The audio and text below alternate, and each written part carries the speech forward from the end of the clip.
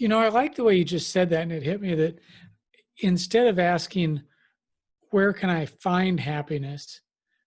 I think the key is to say, where can I create happiness Yes. for another person?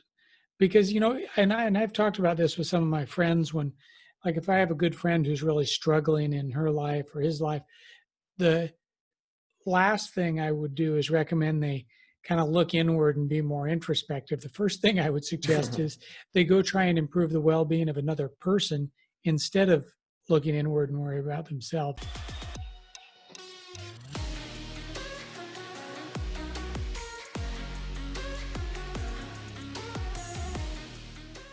Today, I'm honored to talk to a superhero and certainly one of the greatest thinkers alive today, Tom Rath. As the best-selling author of 10 books, including StrengthsFinder 2.0, and the former head of Gallup's research on employee management and leadership, Tom is the world's leading expert on building your strength and creating a fully charged and meaningful life. So, Tom, I'm so excited to have you on the show. Thanks so much. It's an honor to be with you. Now, what you've accomplished over the last 2 decades is nothing short of amazing. And I really want to dive deeper later into the research you've done and really what it takes to become a great human being. But before that, I want to quickly touch on your own story, because if we go back almost 30 years now to the time you were 16, it was the beginning for you of a lifelong struggle with adversity. And it seems like that was also the turning point that really allowed you to maybe even motivate you or drive you. And I'm really curious to hear about that, to really create this life that you're living now. So can you maybe take us back to a moment and share how it's impacted your life since then? Yeah, I appreciate you asking, because it's good context about essentially why I've worked on a lot of the topics that I have and a lot of the work I've done in recent years. When I was roughly 16 years old, I was living a pretty normal childhood, grew up in the Midwestern United States. And at some point I realized that I was having trouble seeing out of my left eye, and eventually went to an eye doctor, ended up losing all sight in that eye to several large and cancerous tumors. And the doctors told me that that was also indicative that I had a very rare condition that essentially shuts off the body's most powerful tumor suppressing gene. And so I realized at that age that one thing is I started to spend a lot of time digging into all of the research that I could find about anything I could do to help myself live a little bit longer in good health. And then I also began to really focus and prioritize a lot of my efforts over the 20 years since then around where I could make the greatest contributions for other people that would essentially continue to live on in my absence. And that's what's focused a lot of my most recent work. It's so interesting. So, because so many people, when they hit that adversity, especially something like this, they would break, right? And they'd give up. So how do you manage in that moment to grow from that and to focus on, okay, I'm not just going to focus on myself, but I'm actually going to focus on serving the world?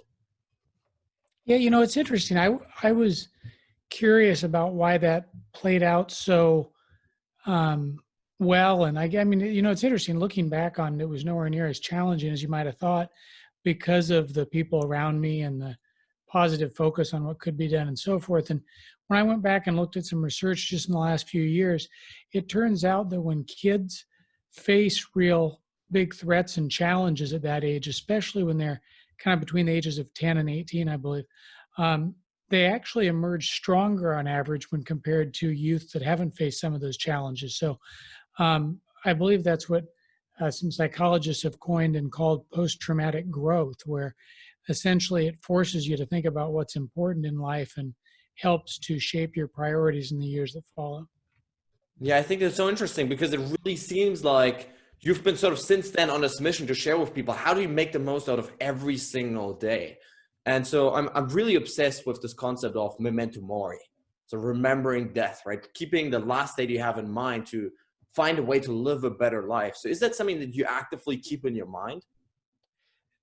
It is. I do. I spend a lot of time on a daily basis thinking about how I can contribute to something that will continue to grow in my absence. And so, that doesn't mean when I'm gone necessarily, but even on a daily basis, if I can spend even an hour on something that could continue to benefit another person a week from now, a month from now. And that's not just about writing and research. That some of the most important ways I do that are through an hour of asking a good friend questions and offering some advice and mentoring, or just spending an hour practicing a sport or reading to my kids, those are investments that I know will continue to grow whether I'm there working on it a week from now or not.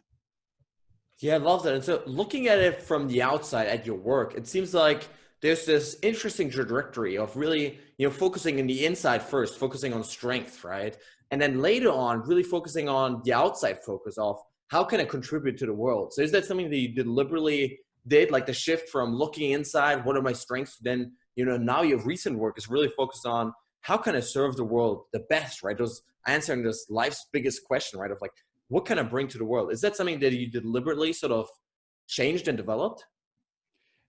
It's a very good question. And when I reflect on that now, I think early on in my career, I realized that there's a huge opportunity out there in the modern workplace where essentially, we've done a better job of matching people with uh, romantic partners on Match and Tinder and the like than we have on matching people with jobs. Yes.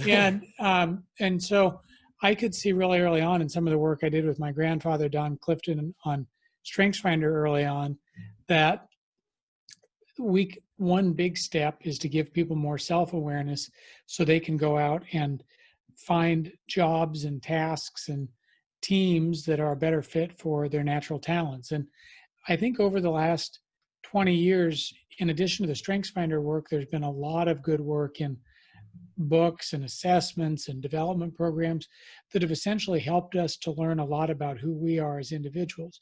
But when I stepped back a few years ago and looked at have we made some progress in where we are, what I realized is we really haven't done enough work looking at what the world needs.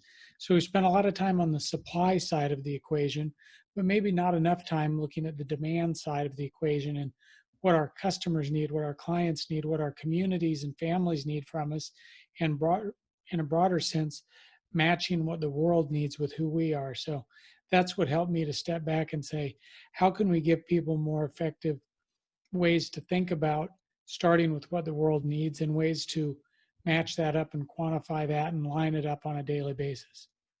Yeah, it's so interesting because to me, there's really, three big things to the equation, right? There's like what you're great at, those skills, those strengths, right? There's like, what are you passionate about? What do you care? And then there's that service, right? Of like, what do you want to provide to the world? And it seems like you need to combine all of these together in order to really make the most impact in your life. Am I getting that right? Yeah, you are. And I think it's the orientation of saying, how do your efforts serve another human being and looking outward? The more, one of the things that's been really a fun learning for me as I've worked on this most recent book and kind of website that accompanies it is that the more time that I spend thinking about helping other people in a given day, the less stressful it is, the easier it is to get work done. And it's just a whole different mindset and approach than when you spend days looking inward and worrying about yourself and the like. And so I think if we can help more people to focus their daily efforts on the influence it has on even one other person, it just makes work more meaningful, more enjoyable, and it energizes us mentally and physically as well.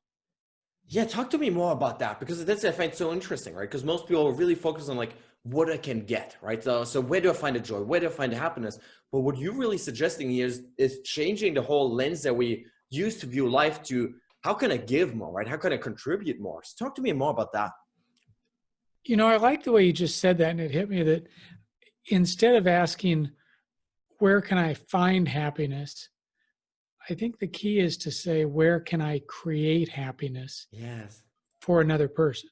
Because, and I've talked about this with some of my friends when, like, if I have a good friend who's really struggling in her life or his life, the last thing I would do is recommend they kind of look inward and be more introspective. The first thing I would suggest is they go try and improve the well-being of another person instead of looking inward and worry about themselves. And um, I think there's been a lot of good research on that in recent years where instead of focusing on happiness, to focus on meaning and contribution actually works a lot better no matter where you are in your own situation right now. And it's why, I know there's been a lot of talk about helping people to pursue their passion and pursue their interests and the like. And I don't know that that's the best place to start, because if you recommend to someone from a career standpoint that they start with their passions, that's essentially assuming that the rest of the world will fall into line and revolve around their own passions. Yeah. And unfortunately, it doesn't work that way most of the time. And so if you start with what the people around you need, and then you go back and connect the dots between who you are and your natural talents and your motivations and what you're interested in, it usually yields a more productive result. Yes, it seems like it's really this very relationship driven approach to life where you focus more on like relationships and making those better rather than just on yourself. So can you share with us a little bit about, the importance of, contributing to others and having the right people around in our lives? Yeah, I think that's probably the most underestimated aspect of any approach to career development that I've seen, is that it's really all about relationships. And, when I interview some of the world's top psychologists and researchers and experts that I've met, the one thing there's almost universal consensus and agreement on is the fact that our social relationships are the single most important predictor of our overall well-being over a lifetime. And, in this day and age, we get so caught up in things, we get so busy that it's easy to respond and pay attention to all these little things coming in, flying at us on a daily basis. But yet, what's most important in the long run is if we're investing in and nurturing our closest social relationships. And, that can be as simple as asking someone you care about a really good question, and then keeping your own mouth closed and keeping your device stowed away and genuinely listening to that person's response. I'm increasingly convinced that over the next 10 to 25 years, the most valuable thing that one can do for another person is to genuinely listen after you've asked a good question. Wow, I love that. I feel this every time, right? I have conversations just today with a friend, right? And we're going so deep and like, what are your even biggest insecurities and fears and all that? And what I found is like being able to have these conversations is really one of the most enriching experiences that you can have in your life. So can you share maybe for people, because you seem to be fantastic at this, like how do you have those conversations? That's something that, people, I'm a student, I'm doing my master's right now in positive psychology. And so many students oftentimes have this problem. They say to me, Max, I just don't know how to go deep, right? I don't know how to go above and beyond so what do you do for a living? What do you, studying? How do people go deeper? I think it's by asking questions that help the other person to go a little bit deeper in terms of talking about their own life and their own experience. So just as a quick example, I'm far more introverted according to most assessments I've taken. And so I usually try and avoid cocktail parties. When I do end up being forced into it and begrudgingly going along, what I've learned is that instead of just asking someone what they do, which usually yields a quick and not very telling response about a job title, what I like to ask people is, well, tell me a little bit about what that means. What do you spend your time doing? What does a typical day look like? And, I actually learned that from some of the really good research in positive psychology and behavioral economics, where about a decade ago, scientists like Danny Kahneman and Arthur Stone and the late Alan Kruger started asking people to reconstruct their day instead of just asking them basic questions about life satisfaction. And it turns out when you ask someone to reconstruct what a typical day looks like hour by hour and play by play, you learn a lot more about a person's life and about their experience. They disclose more, and it's usually a good relationship building activity. Well, I love that, this idea of really going deep and asking these really specific, like how does your life basically look like on a daily basis, right? And not just superficial questions. Now you mentioned introversion before, and so I'm super always interested in personality and changing that, right? Because I started out as an introvert as well, and for me for a long time I wanted to become an extrovert, and I feel like I've over the last year or so really learned it as a skill. Probably still not introverted, but I've learned it as a skill. So can you talk to us a little about personality traits and strength, and how much is that really changeable and adaptable in our lives? Oh boy, that's a fun question, and um, I've spent my entire career just digging in on that and learning about it. And um, my own opinions and answer to that question have changed quite a bit over the last few years. The more I learn, and so I mean, one of the amazing things about kind of being alive at the time that we are right now is that you can wake up every morning and learn some things that challenge your assumptions. And the best days for me are days when I prove myself wrong and upend an existing belief. And so, I mean, to that end, I think one of the things that I'd assumed about personality, and especially the introversion extroversion continuum, is that that's one of those things that's probably more hardwired and pretty hard to change over time. But in the last, I'd say 3 to 5 years in particular, I just continue to read really good research, some of it in well designed experiments where you have one group of more introverted people who are exposed to a control condition and another group that is forced to act more extroverted, even though that goes against their kind of big five diagnostic personality type.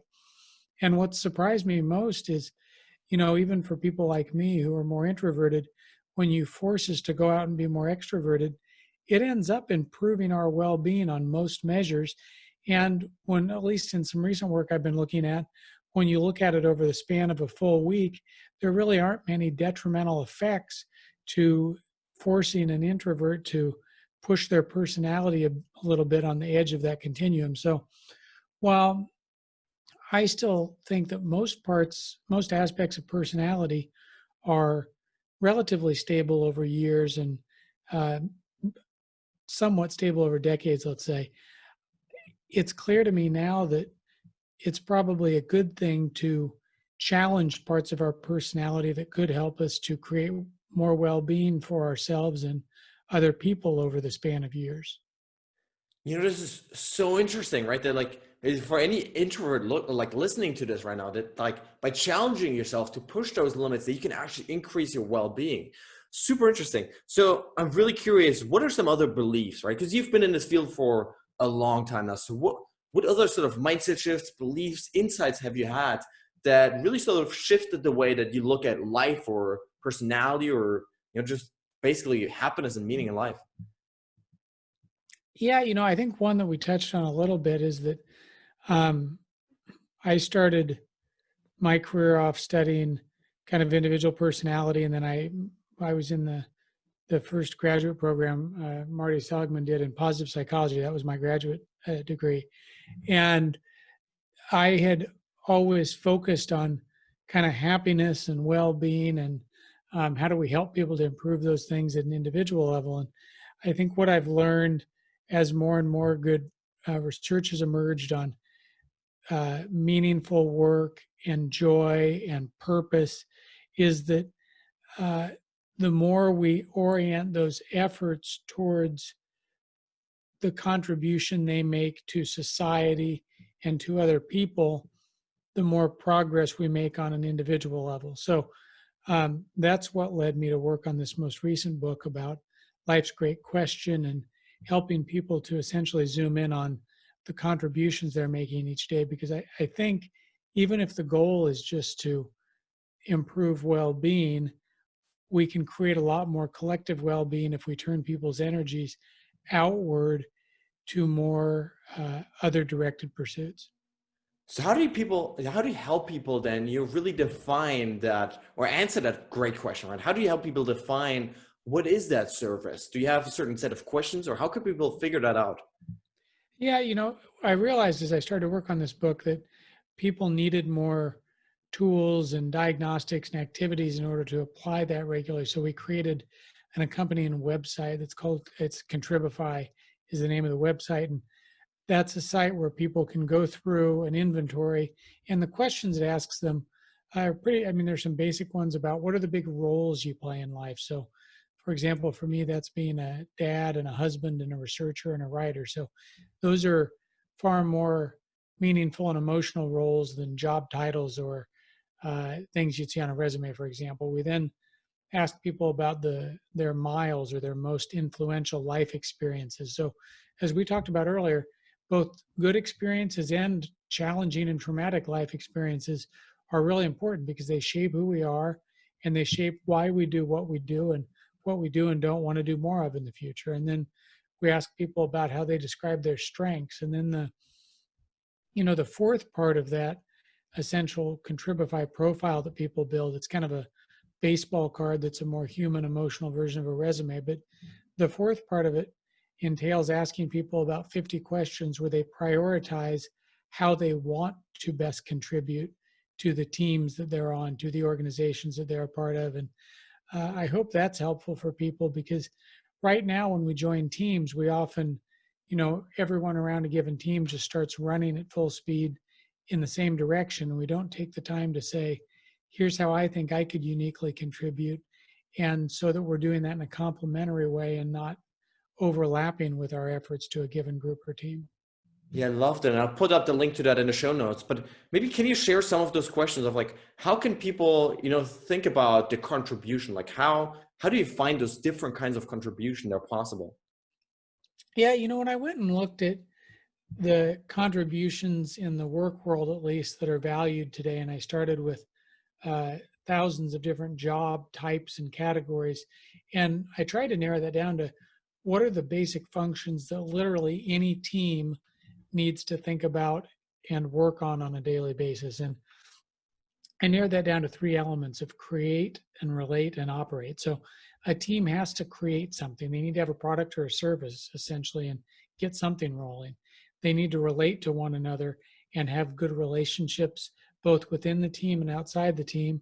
And they need to figure out how can they energize each other and influence other constituencies on a day-to-day basis. And then the third core element I think any team needs to deal with is how can we continue to operate or produce things at a quality level, and how can we continue to scale what we do so we reach more and more people over time. So that's a part of the activity that we take people through, is to say, how can they sit around as a team and say how each person wants to contribute in that given circumstance or situation. And so it's important to note that that's more of a situational activity where I might need to pitch in on the relationship building on one team that I'm on, where there are other people who really do that better than I could on a different team that I'm on. So anytime you're joining a group, I think it's good to essentially sit around and have that level setting, expectation setting conversation so that we're all working as synergistically as we can. I love this really proactive approach of really learning to understand everybody in your team, right? This is something I see more and more coming slowly of like, sitting down at work, right? And like before you get started, right, like you say, like running all in and hopefully the same direction, like you first figure out like who has those strengths that are needed, right? Who can contribute what to this team? And so I love this deliberate focus on that. Now, one thing I've been dying to ask you is really about your research and your learning process, because you just have this ability to really take ideas and, like you say, thousands of research articles and psychologists and all this stuff and put it together in a way that, in a framework that makes sense for people. So how does your process of really taking in information and dissecting it and putting it out there, what does that look like? Well, the first thing that I do, and some of this stems back to the story we were talking about with just trying to discover things that can help me from a physical health standpoint so I can live longer and better health. So as a result of that, to this day, it's been 25 plus years since I was that diagnosis, but I wake up every morning. The first thing I do is just read a whole series of probably anywhere between 50 and 100 abstracts of different research, mostly medical, Wow. some on psychology, sociology, a little bit on economics, some on business.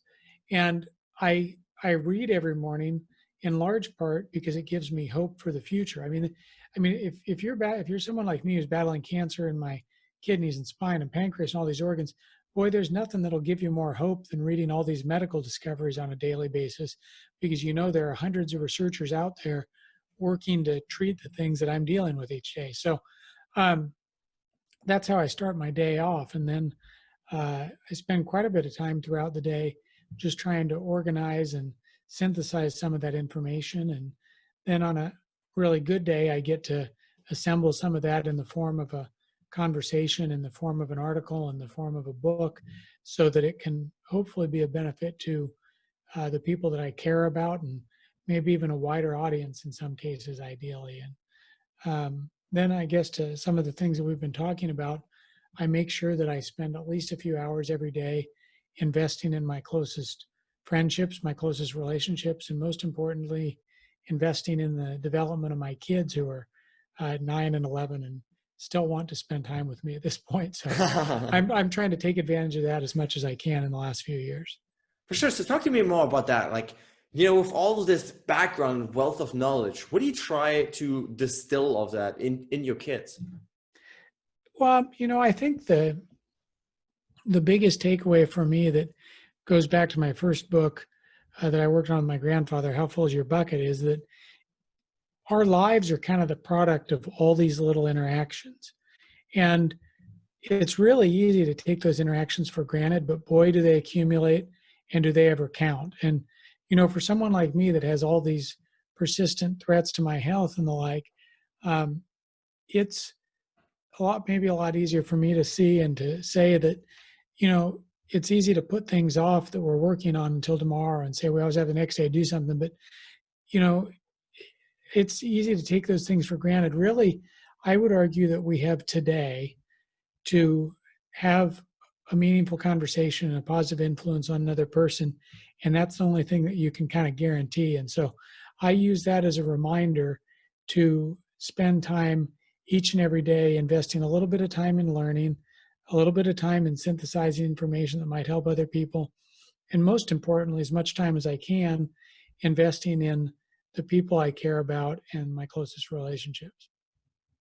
This is such an important point. And for anyone listening to this, I think that is the situation that all of us find ourselves in, whether we're battling disease or not, that at any moment of our lives, we might die. Like, it might be the last day of your life today, because we just don't know what's going to happen. And so this continuous focus on making the most out of today, enjoying it the most, serving the most, really treating every interaction as if it was the last opportunity to really show that person you love. I found that, like, this mindset really allows you to just make the most out of every single day. It's interesting you say that. I hadn't really thought about it much before, but one thing that's nice is that as a product of trying to do that on a daily basis, and I orient a lot of my work around a quote from Dr. King that has always inspired me, where he said, life's most persistent and urgent question is, what are you doing for others?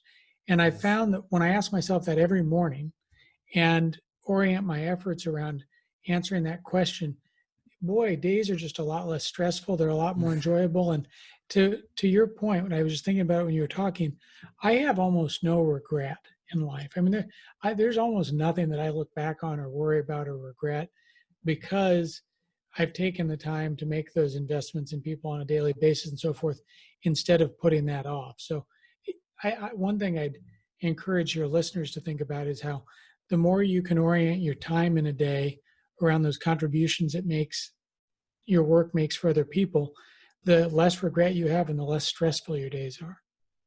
Love that. Do you think people spend too much time in the heads, like getting caught up in their own, goals and achievements and dramas? Absolutely. Yeah. I mean, when I see that, I think, it's really a shame sometimes, because I understand how it's easy to get caught up in that stuff.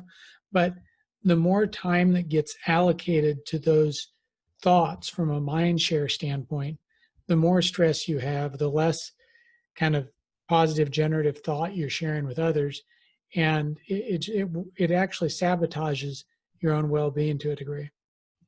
It's such a fascinating idea to me, because, people like you, or like Mother Teresa or Martin Luther King, like those people that, like, really change the world and contribute to others. Like, you wouldn't think about those kind of people and be like, oh, they're only focused on like their success. Like, you don't think about Mother Teresa focusing on, wanting to be famous or whatever, right? Like, you just know that she's so focused on other people. And as a byproduct of that, she also gets all the other stuff and all the, fame and all that stuff. But it's not like the thing that she's looking for, right? Yeah, it's fascinating to me where as I get the chance to spend time with and interview and talk to some of the leaders out there in the world that I've admired the most, and these are people who have led the big branches of government or huge organizations, and they're now retired. And I spend a lot of time with them because they're thinking about writing books, and I like to advise people on that. But when I get the chance to talk to leaders who I admire the most in this world, I end up spending more time talking in many cases because they're just such good listeners and they do such a good job of asking thoughtful questions, and they're not at all worried about themselves or their own agendas, to your point. So it's kind of refreshing that kind of the further you go up that ladder of success, the more interested people are in others and the less self-focused they are.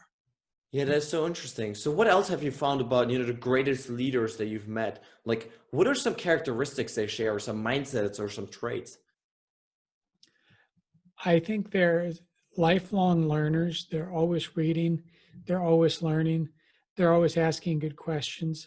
To one of the things I mentioned earlier, I think they're extremely open-minded in many cases, and they are quick to admit when they're wrong, and in some cases feel a sense of gratification in being wrong because it means they learned something new. Um, I think they spend a lot of time thinking about the growth of other people and how they can inspire others to think broader about their communities and bring people together. Yeah, this is so interesting, right? Because again, it goes back to this outward focus on like, how do other people live better lives because I was there, basically. Now, you mentioned before, you're almost obsessive focus on like health and being charged on a daily basis. So can you share with us some tips on, how do people actually create, the energy to drive on a daily basis? What are some habits or steps they can take for that? Yeah, it's a good question. It's the best place for people to start. One of the other observations I've made when we talk about leaders and the professions that I admire most, so let's say teachers, and I've spent time with hospice nurses and people who run nonprofits, community organizations. The leaders I admire most, unfortunately, are often, because they're always putting everyone else first, they end up putting their own health and well-being, their health in particular, on the back burner. And what I've learned is that your own health and energy, that's the one place where you need to put your own health and well-being first. It's like that oxygen mask example when you get on an airplane, and a flight attendant on Southwest a couple of weeks ago said to me, you need to put your oxygen mask on first before you put your sun's on. And when it comes to your health, I think you need to do that because as a product of putting everyone else's health and needs first, these people I admire so much, they're often showing up for work and they don't have enough energy to be their best for other people. So doing that well and turning that equation around so that leaders can be good examples of modeling good health and energy, it starts with getting one good night of sleep, just one good night. Because if you do that, it's like the reset button on a video game or a smartphone where you get to wake up the next morning no matter how bad of a mood you were in the day before, and you're in a pretty good place where you're more likely to eat the right things the next day, you're more likely to be active and move around. And as a product of eating and moving and sleeping well in tandem, that starts upward spirals where you have progressively better days. But the key to all of that is it really starts with these small decisions throughout the day. So I know that if I have a really healthy lunch today with a lot of greens or a salad, I'm far more likely to have the energy I need at a meeting at 3 or 4 o'clock in the afternoon. And if I'm more active throughout the day and I move around instead of sitting all day, I'm going to feel far better and have the energy I need to be a good dad and be active with my kids at 6 o'clock in the evening. So the more that you can connect short-term incentives with some of the right long-term goals, it makes it a lot easier to make those decisions as you move through your day. Yeah, that I find so interesting, right? Because people, when they want to make these changes, they usually focus on, okay, if I exercise today and tomorrow and the next day, I might be, looking good at a beach in 3 months from now this summer, right? But what you're saying here really is like connecting it to today and seeing like, how does what I do today actually affect my life today, my happiness, my energy, my drive today, right? Yeah, and I think you have to think about it on a kind of like fuel for your day basis, because even in my case where I have more chronic health threats than about anyone. That's not a very good motivator to skip the cheeseburger and French fries at lunch today. Very true. It's not. But knowing that I can't afford to have a high fat, high sugar hangover when have a presentation or an interview at 4 o'clock in the afternoon, that's a much better reason to eat a healthier lunch. And so when you begin to weave those short-term daily within the day incentives into your routine, it also works in your long-term interests, and it makes it a lot easier to make good decisions each and every day. Yeah, I absolutely love that. Now, talking about the decisions, what has been the most difficult decision that you had to make in order to become the person that you are now? Boy, that's a good question. I think that taking the time to step back a few years ago and acknowledge that I could contribute more to the things that mattered most in terms of time with my kids while they were young, and time with more dedicated research and writing instead of spending a lot of time traveling and being on airplanes and responding to a lot of needs from customers and clients and the like. That's probably been the most important and meaningful and rewarding decision I've made over the last decade or so, and it's resulted in more quality time with the people who matter most than I had even thought of at the time and thought was possible. Well, so it really sounds like it's about cutting down priorities, right? And like focusing only on a few essentials in your life. Yeah, and to this day, that's the hardest thing for me to do, and to say, how do I focus? A mentor and friend of mine, Bill George, who was old founder of Medtronic and wrote the great book True North, Wow. he talks about focusing on what's important instead of what's urgent when I talk to him. And that's been a good North Star for me in saying, how do I make sure I spend some time today on the things that are important for other people instead of just, boy, it's a lot easier to try and get to inbox zero and it feels better in the Yeah. short term. But that really, no one will care a week from now if I got to inbox zero, but it will matter if I invested an hour in a conversation like we're having right now. And it will matter if I invest an hour in writing something that maybe someone benefits from in their career. Yes, and I definitely appreciate that time. So one thing we love to do on the show is we love to celebrate failure as a stepping stone to building character and growth. So throughout your life, do you have a favorite failure? Um,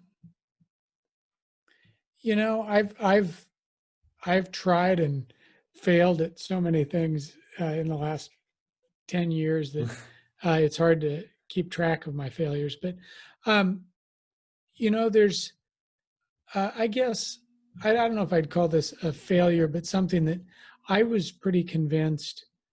I don't know, um, probably 15 years ago, that one of the big problems in the workplace is that people just don't have enough really close friends at work. And I knew that mattered from a research standpoint. And I invested a lot of time and energy with a team of people at Gallup and working on a book called Vital Friends. It was all about having important friendships at work. And we put together an assessment that helped people to identify their friends at work and how they made unique contributions to their lives and the like. And, while I feel really proud of the work I did with the team back then, um, it turns out that people still don't really realize the need to have really good friends at work. Yeah. And so that, like, I think from a time and energy and a commercial standpoint, some people might consider that a failure, but I, to this day, I think I continue to hope that someday people will kind of come around and realize that they need to invest a lot more time and energy in having real close personal friendships with people that they work with. But it's, I had an interview request about that book yesterday, and it's still a very fun topic for people to talk about in the media, but individual managers, leaders, workers still haven't seen much need there. Yeah, well, why do you think that is? Like, why do you think relationships at work are so undervalued and underappreciated almost? Um, my real This is my kind of one top of mind answer is that, especially in leadership circles, I I think, and this is a generalization, I think men are really bad at acknowledging the need to invest in and build and nurture relationships relative to women. And I think there are far too many men in leadership positions in the modern workplace, and there's nowhere near enough gender diversity.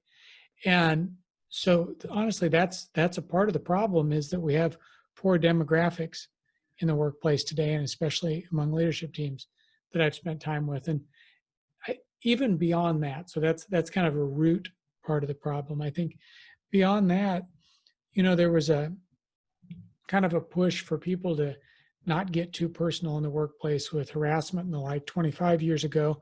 And there's been a big resurgence in that in the last few years. And unfortunately, I worry that sometimes that prevents people from having close personal friendships at work. And if we're going to spend a majority of our waking hours in the workplace on average, we need to have really close personal friendships at work, or it's not going to be fun, and we're not going to stay engaged in our jobs, and it's not going to be anywhere as meaningful as it could be. So I do hope that people start to come around to that over the next decade. Yes, definitely. Very, very important. I've also found in my personal life. Now, Tom, we talked about a lot of strategies, a lot of ideas today. If you could give our listeners one piece of homework, one challenge that they can take away from this to live a more meaningful life, what would that be? I would say to find one way where you can bring a reminder of who your work serves into your daily routine. So if you're fortunate enough to get to see the customers and people you serve each day, take a moment to acknowledge that, and the fact that you're having a positive influence on one of those people that you can see. If you don't get to see the person each day, bring some kind of a reminder, a photograph, some testimony from the people that you serve into your daily routine, and then try and use that to continue to ask the question at least once a day about who specifically is better off because of the work that you do each day, and make sure that you can remind yourself of that influence. Love that. Now, Tom, before I ask my final question, where can listeners connect with you online? Yeah, they can learn more about this new book, Life's Great Question, at Contribify.com, which is the website that accompanies the book. And they can learn more about my other books at tomrath.org. Fantastic. Going to link to that. Now, my final question, what is your quest for greatness? So what's that big vision that you have for your life that you want to use to serve the world?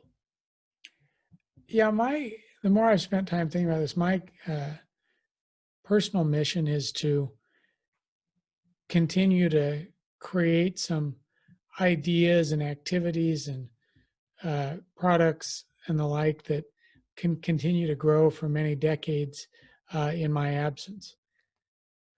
All right, guys, that's it for today. I really hope you enjoyed this episode. I hope you gained some valuable ideas, tips, tools, tricks, mindsets, belief systems that will hopefully inspire you to take your life to the next level. At the end of the day, guys, it's all about application. The only thing that's going to set you apart tomorrow from where you are today is how much action you take with those ideas that you gained. And so I really want to challenge you at this point to, not just listen to this passively, to not just consume this, passively, just think about other things, but to really take those lessons, take those ideas that you just gained and start applying them to your lives, to really start taking action and sprinting towards those goals and those dreams that you have in your life. Now, guys, at this point, I want to ask you for a huge favor.